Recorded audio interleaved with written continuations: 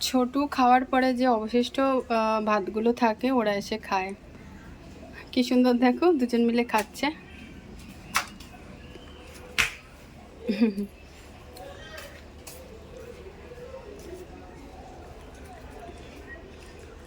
মাঝখান থেকে আবার ইঁদুরটাও উঠে আসছে। সবাই কম বেশি মানে টুকটাক খেতে পায়।